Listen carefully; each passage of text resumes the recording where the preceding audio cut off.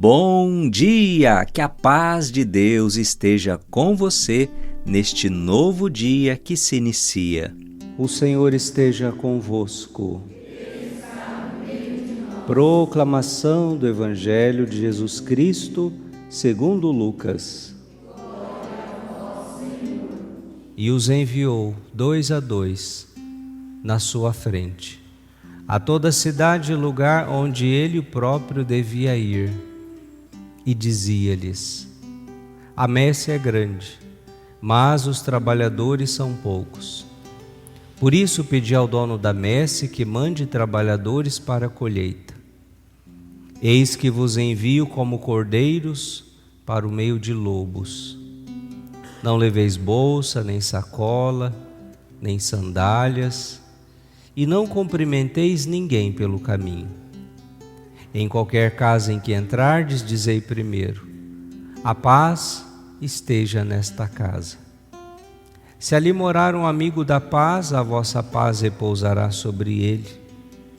Se não, ela voltará para vós.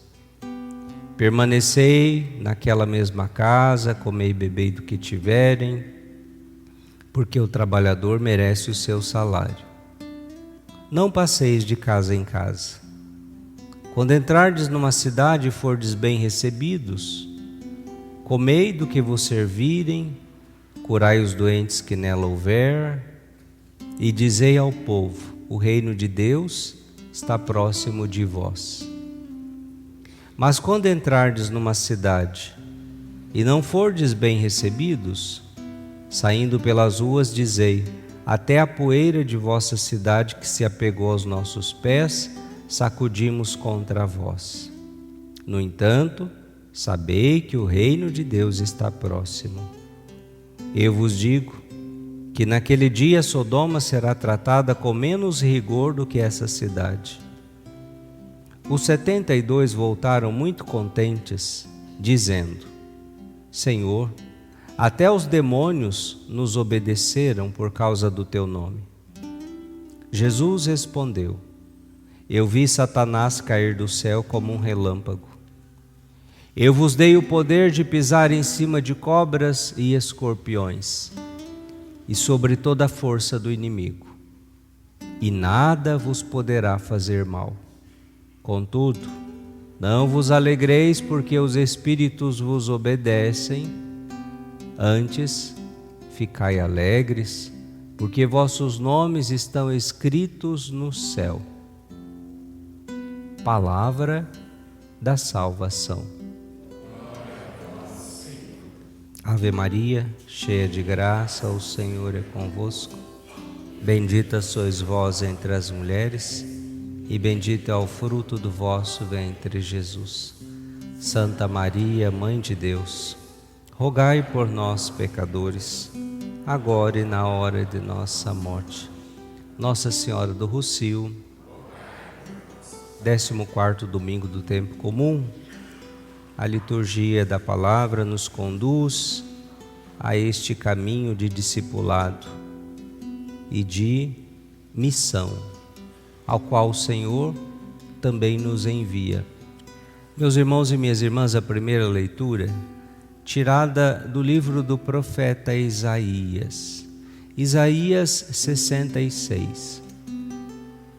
Aqui, em linguagem simbólica, metafórica, Isaías apresenta Jerusalém, a cidade santa, Sião, como essa expressão da ternura e da bondade, como uma mãe que afaga, que consola, que amamenta os filhos.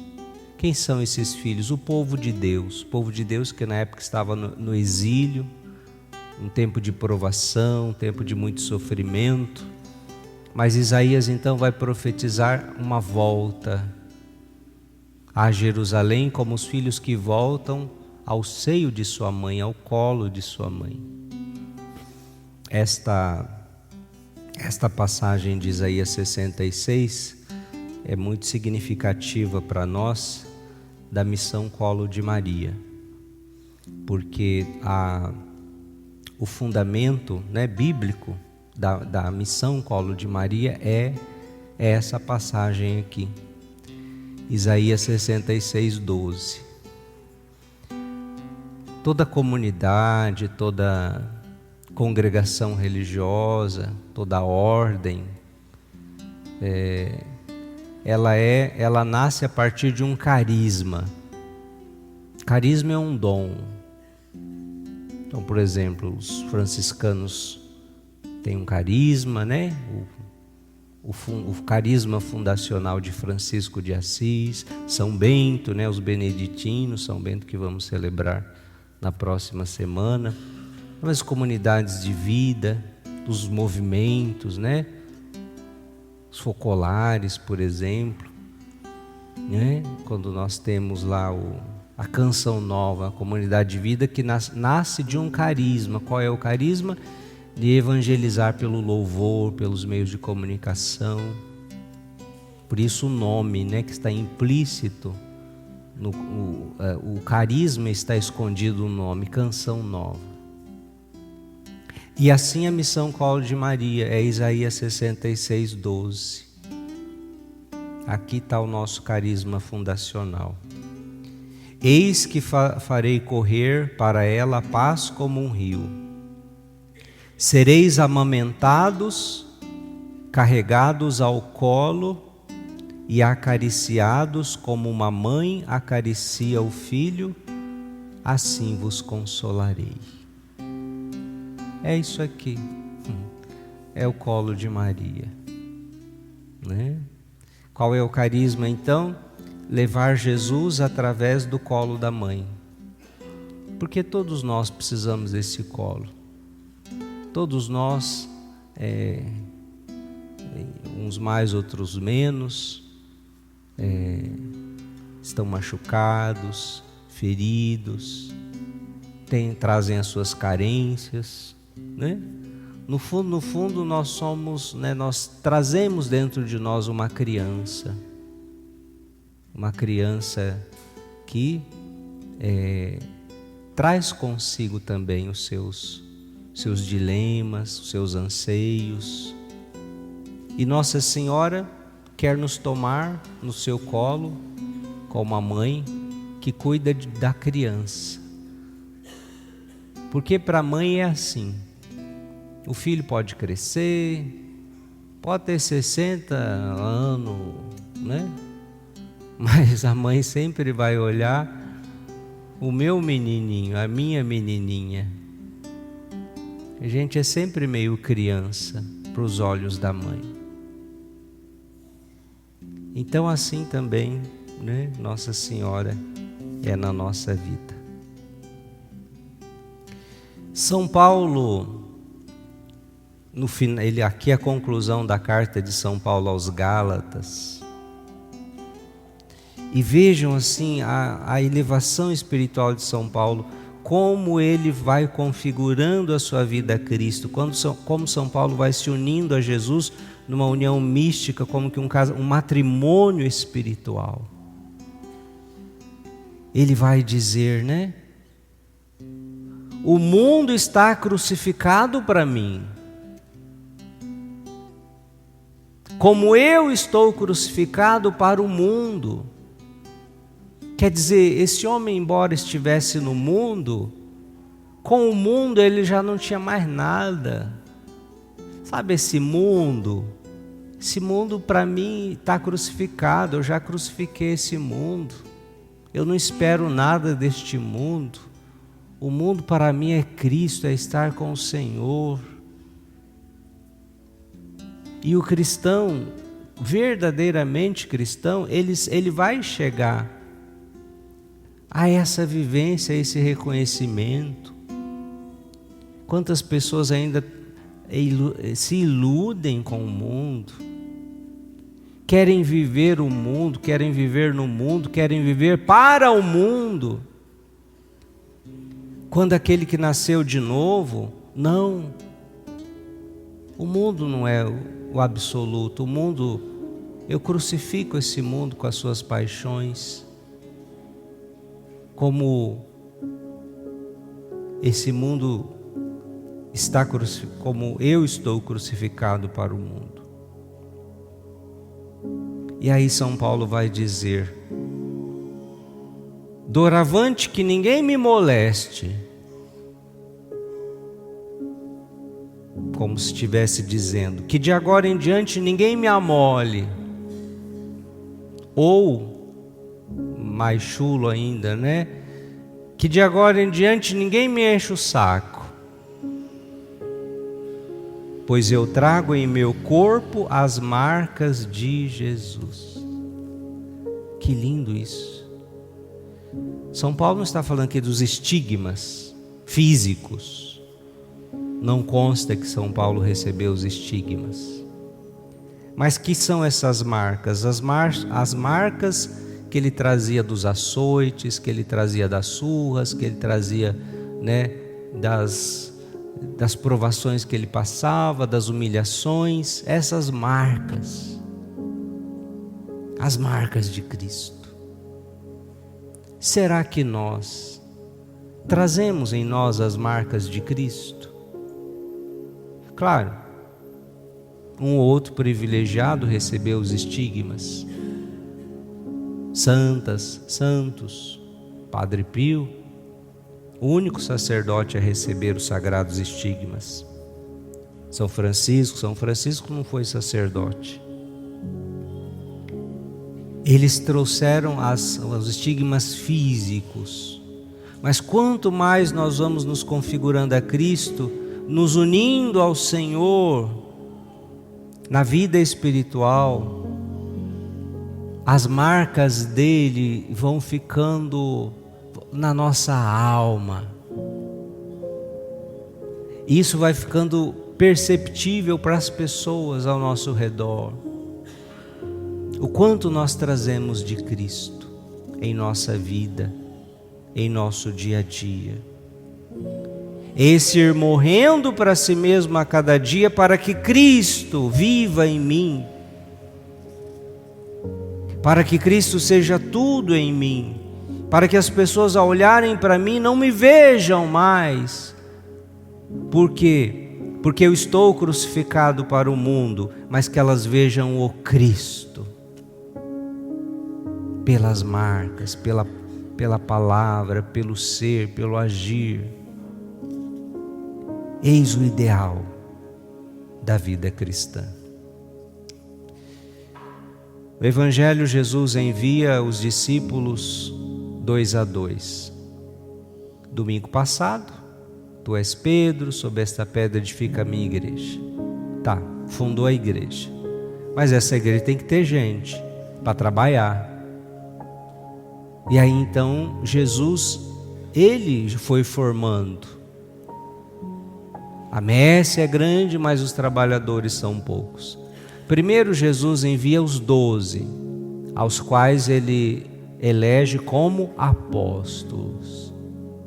Mas depois desses 12, Jesus, enviou mais outros 72, que não eram apóstolos, que eram só discípulos.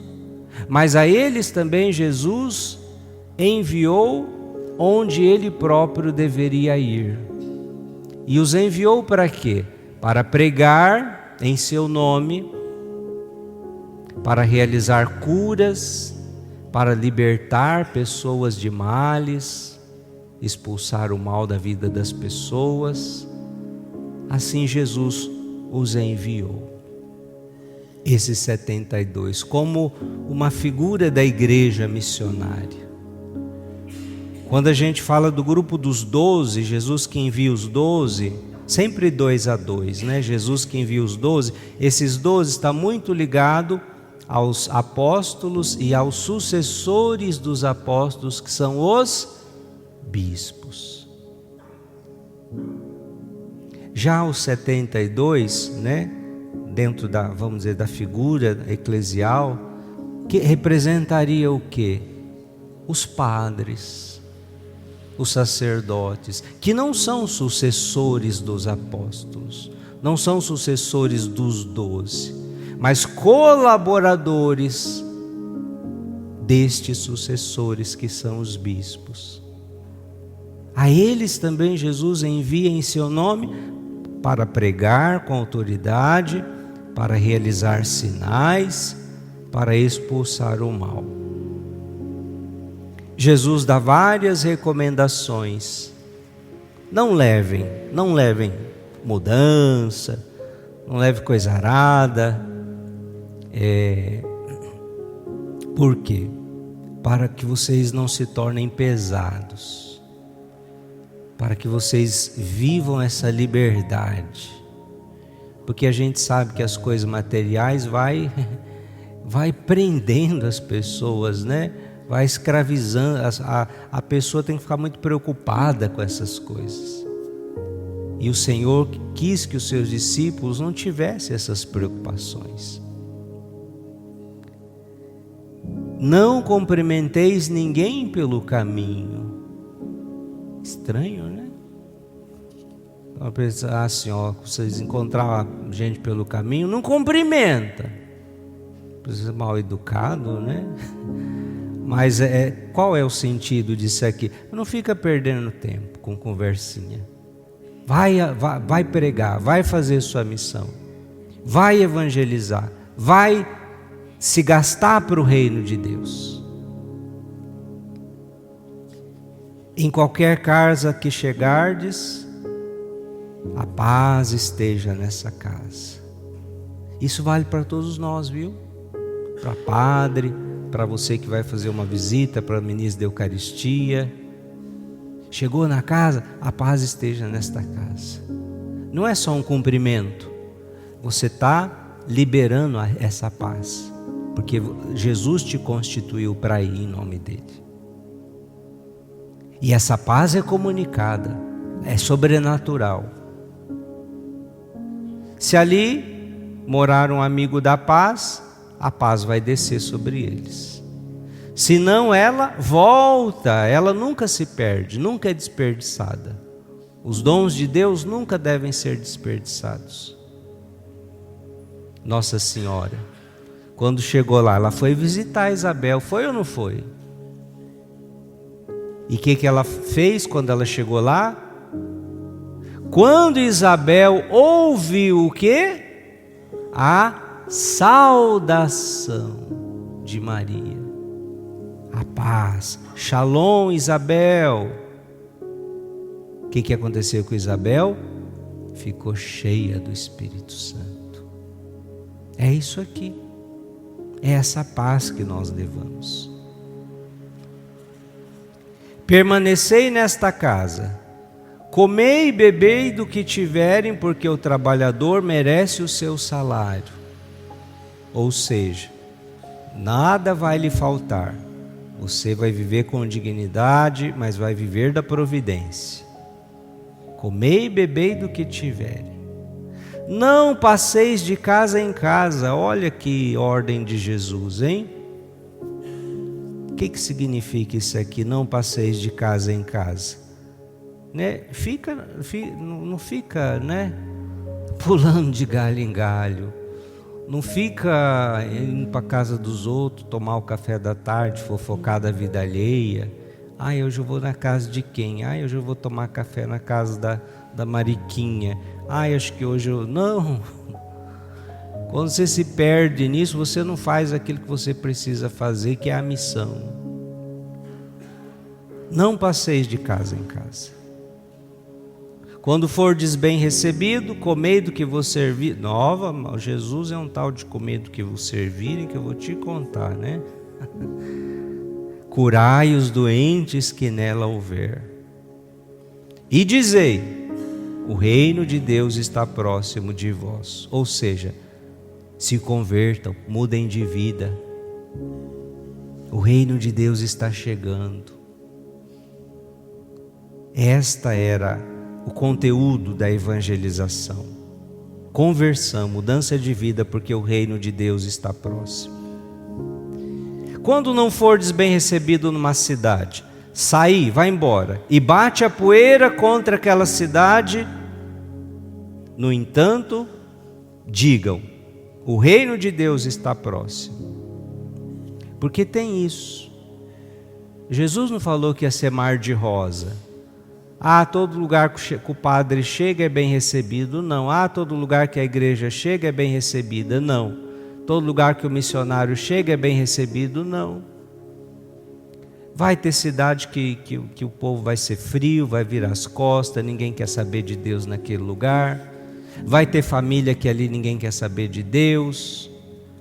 Vai ter paróquia que o povo não quer saber de Deus, de rezar, de nada. Mas, o que a palavra diz? Diga para esse povo, o reino de Deus está próximo. Mas, bate a poeira dos pés contra eles. Ali não vai ter milagre, não vai ter cura, não vai ter bênção. Por quê? Porque é um povo de coração fechado. Até Jesus, quantos lugares a Bíblia fala assim? Jesus não pôde fazer ali milagres porque o povo não tinha fé. Não tinha.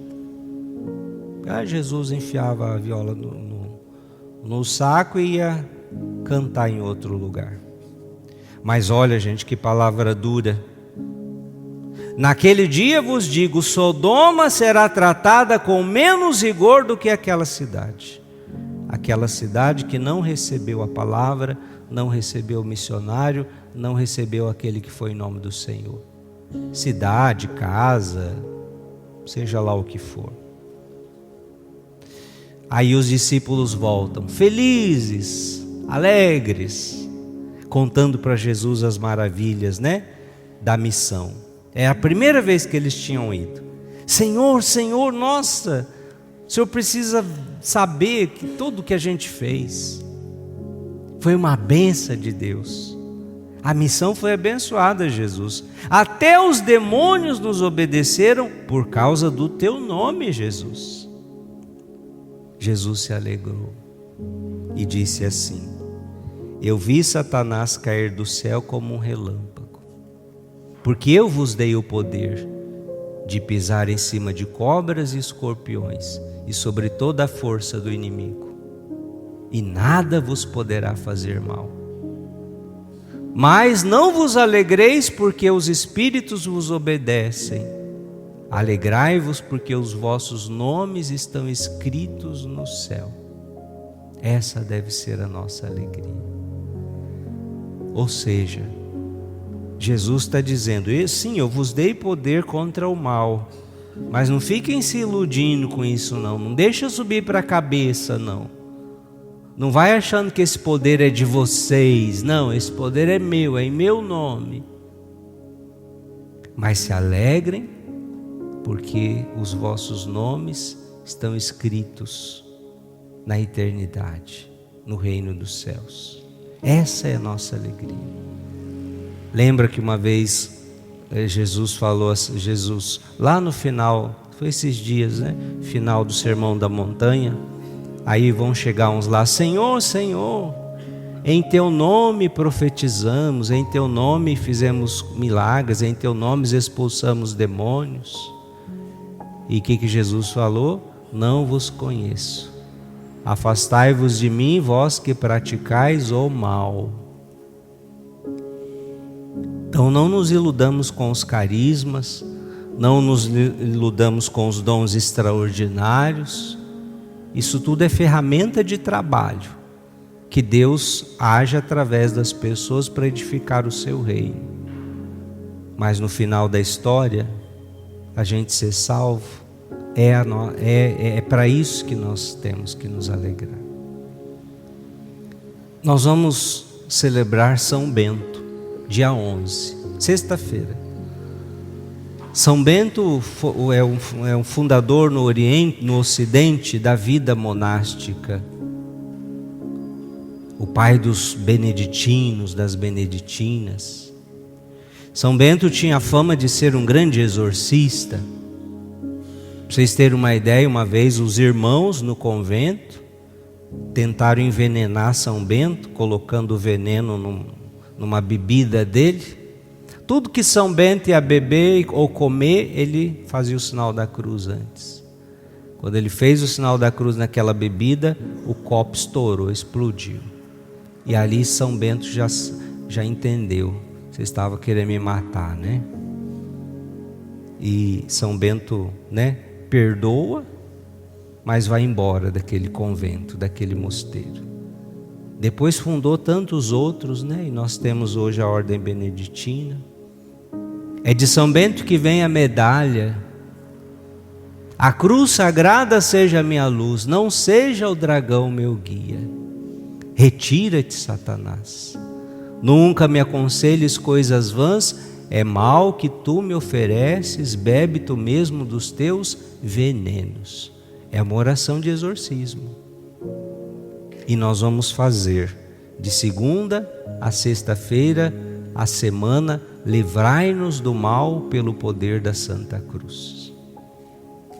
As pessoas que vão fazer junto com o padre vão escrever numa folha de papel os males, os malefícios, os vícios, as coisas ruins que você quer se libertar, ou alguém da sua família, você vai escrever tudo ali. E todos os dias a gente vai rezar pedindo para que Deus queime aqueles males. E no último dia, que é sexta-feira, nós vamos queimar de verdade, na missa, na igreja, na missa de São Bento, diante do altar, esses males, essa folha de papel. Fica aí o convite para quem quiser fazer junto com o padre, segunda-feira até sexta, 5 dias, livrai-nos do mal pelo poder da Santa Cruz. A oração no dia a dia é pelo canal do padre no YouTube, e você vai fazendo na sua casa a oração de cada dia. Glória ao Pai, ao Filho e ao Espírito Santo, como era no princípio, agora e sempre.